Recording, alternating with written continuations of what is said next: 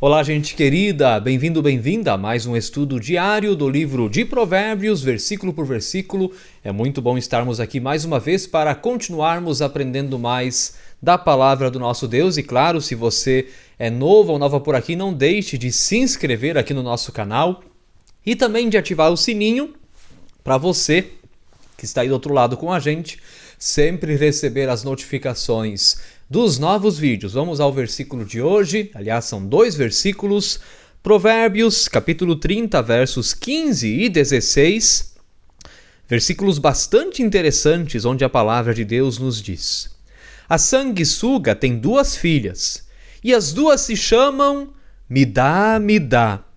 Há 4 coisas que nunca estão satisfeitas: o mundo dos mortos, a mulher sem filhos, a terra seca que precisa sempre de chuva e o fogo de um incêndio. Vou ler mais uma vez. A sanguessuga tem 2 filhas e as 2 se chamam Midá, Midá.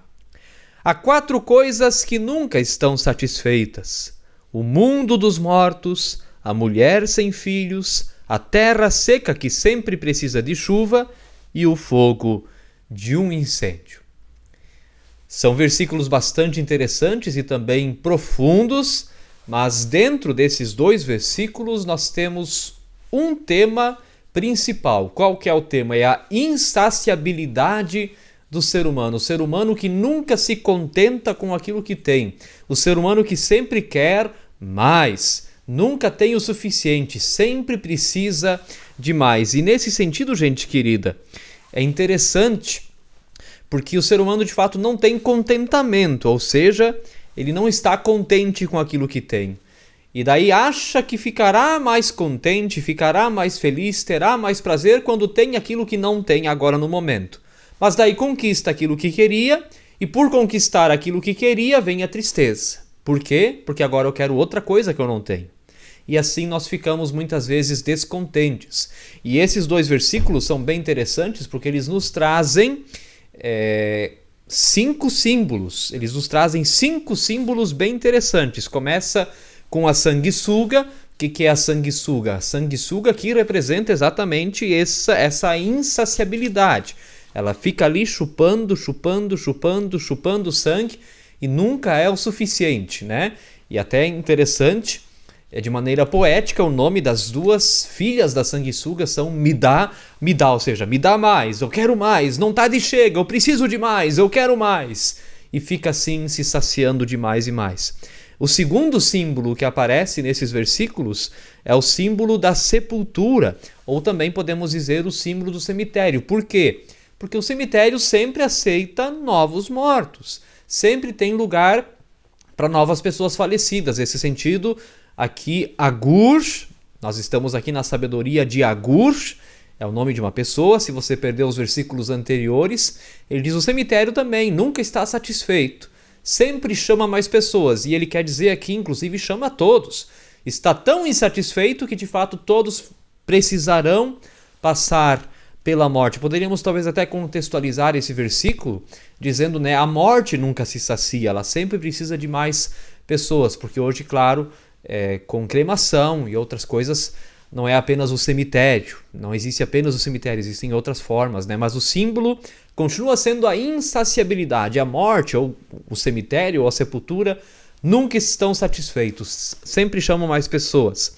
Aí nós temos também o símbolo do ventre estéril, ou a mãe que não pode ter filhos, né? Qual que é o anseio aqui neste versículo? O anseio pela frutificação, o anseio por ter filhos, o anseio por ter, então, também descendentes, também é um anseio, uma vontade. Ou a terra que anseia por água para manter a vida, a terra que quando não tem água está seca, e a terra mais seca é ainda mais simbólica para a insaciabilidade. Ela quer água, ela precisa se saciar de água, ela clama por água. A própria terra, se a gente olhar para os desertos ou para uma terra que já está rachada, por falta de água, a gente vai ver, parece que a terra está chamando por água, ela precisa de água. Ou o fogo que consome tudo. Aquilo que o fogo pega, ele consome. Então, são 5 símbolos, lembrando a sanguessuga, né, gente querida? A sanguessuga, o cemitério, a mulher estéril, a terra e o fogo, para simbolizar essa insaciabilidade. E, claro, esses versículos estão sendo comparados ao ser humano. Quem é o insaciável, na verdade? É o ser humano. O ser humano não se sacia. Ele nunca está contente com o que tem. Sempre quer ter mais e, às vezes, enche sua casa de bugigangas, né, gente querida? A cobiça humana é insaciável. É insaciável, parece nunca ser o suficiente. E uma das consequências práticas disso, e negativas, obviamente, é a exploração predatória da criação de Deus. A criação de Deus que é explorada de maneira predatória para se tirar dela os recursos, e não há tempo, muitas vezes, da própria criação se renovar para que ela possa ela mesma também dar novos frutos. Se o ser humano aprendesse a conviver com a terra, ao invés de querer explorar a terra, poderia ser muito mais abençoado, a economia poderia ser muito mais abençoada. E muitas vezes, sim, como a gente vê nos noticiários, e não é fake news, sinto muito dizer se você acreditava que era, porque não são, muitas vezes do norte do país, povos indígenas e outros habitantes ali sofrem por causa daqueles que querem tirar os minérios que estão na terra. E daí passam por cima até do ser humano para retirar aqueles minérios para ficarem ricos. Essa é a insaciabilidade, são como sanguessugas, são como fogo, consomem tudo, assim por diante. Queridos e queridas, e o mais interessante, né? Depois que a gente morre, a gente não leva nada junto. Essa frase que eu vou dizer, ela já é bastante clichê, ela já é bastante conhecida, notoriamente conhecida, mas vale a pena lembrar também das coisas óbvias, né? Atrás do carro funerário não vai caminhão de mudança. As coisas que nós temos não vão conosco para o túmulo, nós não levamos nada. Então por que somos tão insaciáveis e queremos ter tantas coisas? Se no fim das contas, o que sobra é se nós tivemos uma vida com Deus ou não. Isso vai ser o mais importante. E por isso, para a gente caminhar para o fim, eu quero trazer 2 palavras. Uma vem de Agostinho de Hipona, pai da igreja, que viveu nos primeiros séculos da igreja cristã. Agostinho de Hipona diz assim: Senhor, tu me fizeste para ti, tu nos fizeste para ti, e nosso coração anda inquieto enquanto não descansar em ti. Eu vou ler mais uma vez porque são profundas essas palavras. Preste atenção. Senhor, tu nos fizeste para ti, e o nosso coração anda inquieto enquanto não descansar em ti. Ou seja, nós fomos feitos para Deus. Nós podemos traduzir esta frase de um outro jeito. Podemos dizer assim: existe um vazio no ser humano do tamanho de Deus. Só que com a nossa insaciabilidade, nós tentamos preencher esse vazio com muitas coisas, com riquezas, com poder, com influência, com prazer e assim por diante. Só que isso não encaixa ali perfeitamente, porque a única coisa que se encaixa ali perfeitamente é o próprio Deus. Só Ele se encaixa nesse vazio. Enquanto o ser humano tentar preencher esse vazio com outras coisas, nunca estará satisfeito. Por isso lembro também a segunda palavra, Mateus 6:33.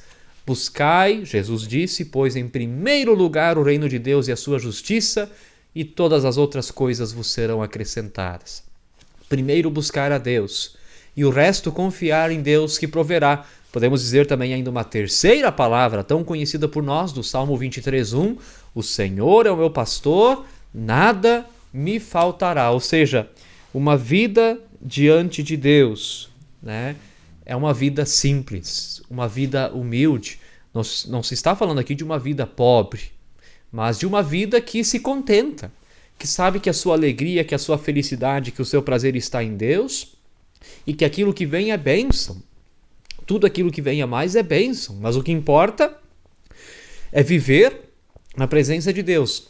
Diante de Deus e em Deus nós encontramos o prazer de uma vida simples. Então, o que eu desejo para você? O que eu desejo para você é que de fato você encontre contentamento naquilo que você tem. Contentamento, nós podemos dizer que você seja contente, que você seja feliz. com aquilo que você já tem. E não ache que vai ser feliz por aquilo que você quer ter.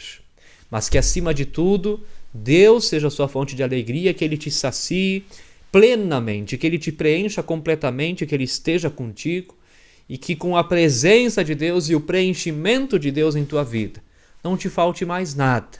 Que Ele seja teu tudo.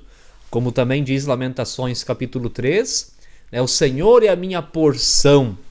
O que quer dizer esse versículo? Quer dizer, o Senhor é tudo que eu tenho. Que Ele seja a tua porção.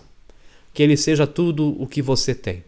Não vá embora, gente querida, sem deixar um comentário aqui embaixo. Deixe o seu testemunho, o seu comentário, sua colaboração. Eu sempre leio os comentários de vocês. Não vá embora sem deixar o like, o dedão para cima nesse vídeo, porque isso sempre nos auxilia muito. E que você possa também apertar no botão compartilhar, se essa mensagem falou com você, e mandar para frente no seu Facebook, lá onde você quiser, e que assim todos nós fiquemos na paz do Senhor Jesus. Amém.